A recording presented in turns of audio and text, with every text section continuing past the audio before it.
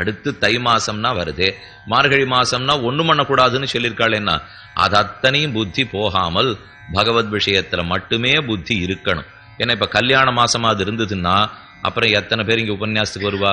அந்த ஏற்பாட்டுக்கே நாழி சரியா போடும் இல்லையோ. தனுர் மாசத்துல மத்த எதுலையும் புத்தி போகக்கூடாதுங்கிறதுக்காக.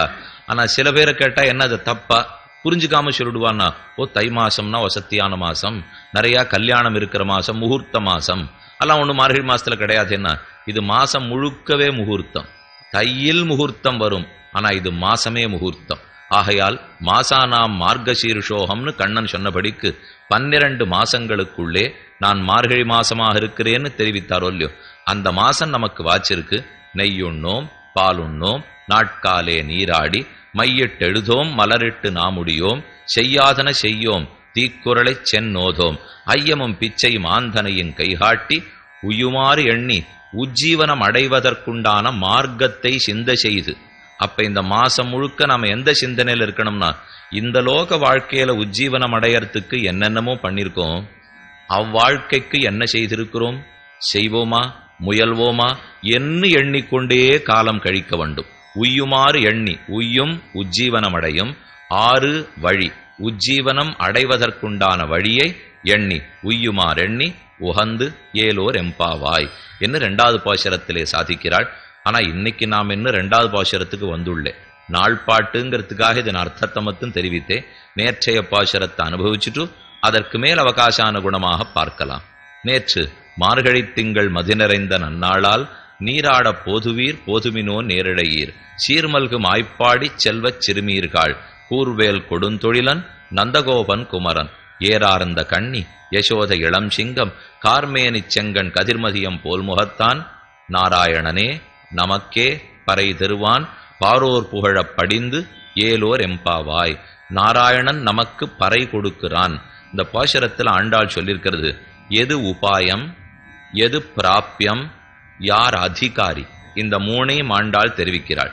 உபாயம்னால் எந்த வழியின் மூலமாக நாம் ஆசைப்பட்டதை அடையப் போகிறோமோ அந்த வழி உபாயம்.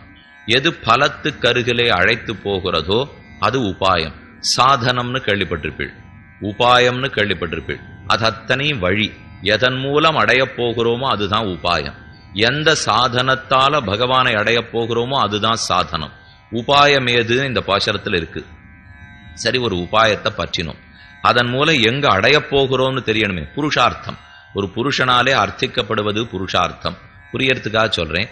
தர்ம அர்த்த காம மோக்ஷங்கள் 4 புருஷார்த்தங்கள்னு கேள்விப்படுறோம். சேமனல் வீடும் பொருளும் தருமமும் சீரியனர் காமமும் என்னைவை 4 என்பர். 4னும் கண்ணனுக்கே ஆமது காமம் அறம்பொருள் வீடு இதற்கென் உரைத்தான் வாமனன் சீலனி ராமானுஷன் என்று திருவரங்கத்தமுதனார் ராமானுஷனுத்தந்தாதியிலே சாதிக்கிறார். அடியார்கள் அனைவரிடத்திலையும் ஒரு விண்ணப்பம்னா பிரபன்ன காயத்ரி பிரபன்ன சாவித்திரியான ராமானுஷனூத்தந்தாதி அவசியம் கற்க வேணும். பகவானை பற்றி கற்கிறது பிற்பாடு. ஆச்சாரியனை பத்தி கற்றாத்தான் பகவத் விஷய ஞானமே நமக்கு ஏற்படும். இவர் சம்பந்தமில்லாம அவனை தெரிஞ்சுக்கிறதுக்கு முடியாது. அதனாலே 108 பாசுரங்கள் தான் ரொம்ப ஆச்சரியமான பாசுரங்கள். ராமானுஷருடைய வாழ்க்கை வரலாறு முழுக்க தெரிஞ்சுடலாம்.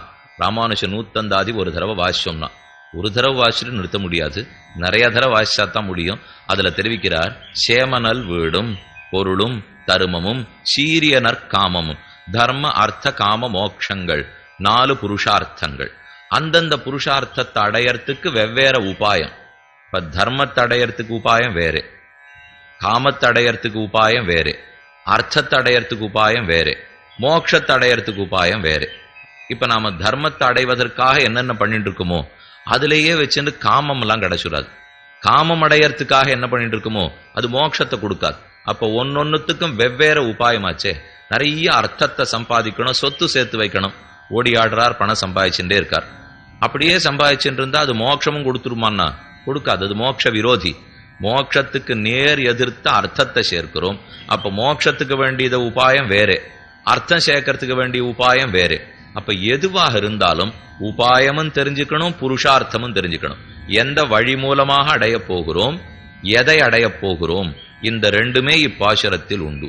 ஆக உபாயத்தை பத்தியும் பிராப்பியத்தை பத்தியும் சொன்னாள். 3வது அதிகாரியை பத்தி சொல்லுகிறாள்.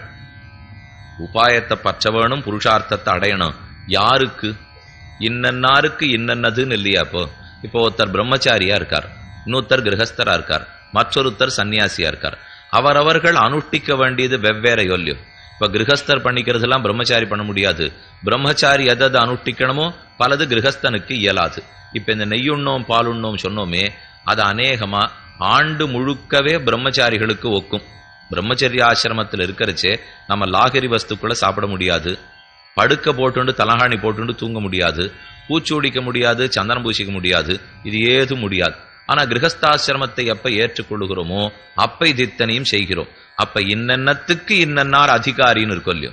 இந்த அதிகாரி, இந்த மனிதன் இந்த பாதையில் சென்று இதை அடைகிறான் என்று 3 விஷயம்.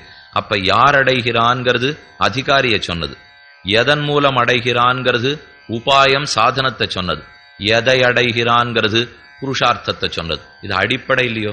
ஒரு மனுஷன் எத்த தெரிஞ்சுக்கணும்னாலும் இந்த 3னுடைய ஞானம் அவசியம் வேணும். இதைத்தான் இந்த பாசுரத்திலே சொல்லுகிறாள். என்ன இருக்குன்னு பார்ப்போம். நாராயணனே நமக்கே பறை தருவான். நாராயணன் தருவான், பறை தருவான், நமக்கு பறை தருவான். நாராயணன் தருவான்னு சொன்னதுனாலே உபாயம் ஏதுன்னு தெரிந்தது. பறை தருவான்னு சொல்றதுனாலே புருஷார்த்தம் ஏதுன்னு புரிந்தது. நமக்கு தருவான்னு சொன்னதுனாலே அதிகார் யார்னு அறிந்தது. இந்த 3 சப்தம்தான் அர்த்தம். இப்போ அப்ப நாராயணனே தருவான்னு சொன்னாலா உபாயம் அவர் தான்.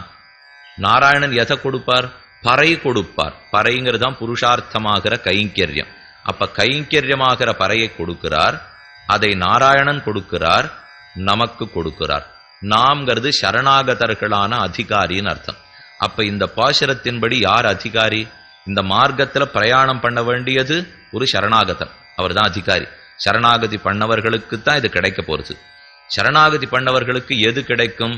பகவானுக்கும் பிராட்டிக்கும் கைங்கரியம் பண்ணுகையாகிற பறை கிடைக்கும். பறை பறைன்னு இந்த பாசுரத்துல சொல்றது பெருமானை அடைந்து கைங்கரியம் செய்தல், இதுதான் பறை. அதை யார் கொடுக்க போறார்கள்? நாம் பிரயத்தனப்படணுமா? ஏதான ஒரு 3 வருஷம் பட்னி இருக்கணுமா?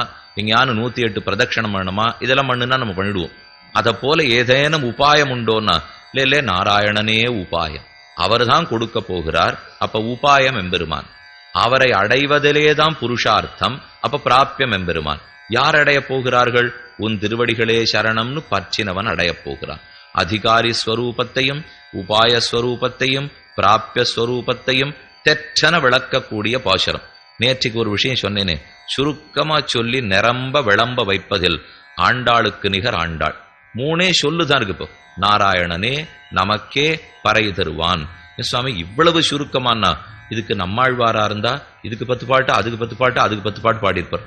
ஆனா இவள் 3 வார்த்தையில சுருக்கிட்டாளேன்னா தேவையில்லையே. 3ல சொன்னாலும் அதுதான், 30ல சொன்னாலும் அதுதான். ஏன்னா பகவான்கிறவர் ரொம்ப சுலபமானவர், எளிமையானவர்.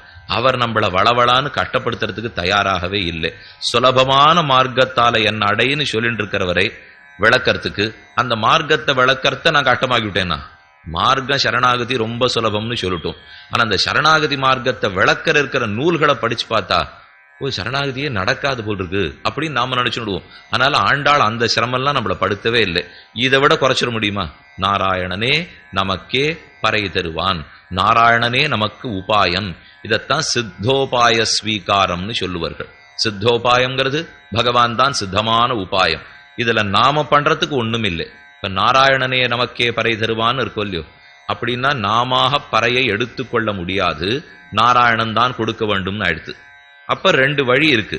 நாமே பறையை அடைவது, நாராயணன் நமக்கு பறையை அடைவிப்பது. நாம் பிரயத்தனப்பட்டு பறை அடையலாம், நாராயணன் நம்மை பறைய நோக்கி அடைவிக்கலாம். அப்படின்னா இது நாம் பற்றும் பற்றுதலா, சாத்தியோபாயமா சித்தோபாயமானு சொல்லுவார்கள். நாம் பண்ணுகிற உபாயங்கள் 2 வகை. மோட்சத்துக்கு போகணுங்கிறதுக்காக ஏதோ பிரயத்தனப்படுறோம்னு வச்சுங்கோ, அல்ல சாத்தியோபாயம்ங்கிறது கர்மயோகம், ஞான யோகம், பக்தி யோகம், நாம் சிரமப்பட்டு சாதிக்க வேண்டியவை. ஆனா பகவான் திருவடிகளே சரணம்னு பற்றுகிறோம் இல்லையோ, அது சித்தோபாயம். நாம சிரமப்படாமல் தானே இருக்கு, அது சித்தமான உபாயம். அப்ப ஒன்னு சாத்தியோபாயம், ஒன்னு சித்தோபாயம். நாம கூடார வெல்லும் சீர் கோவிந்தா அன்னைக்கு வீட்டுல அடுப்பு மூட்ட போறோம்.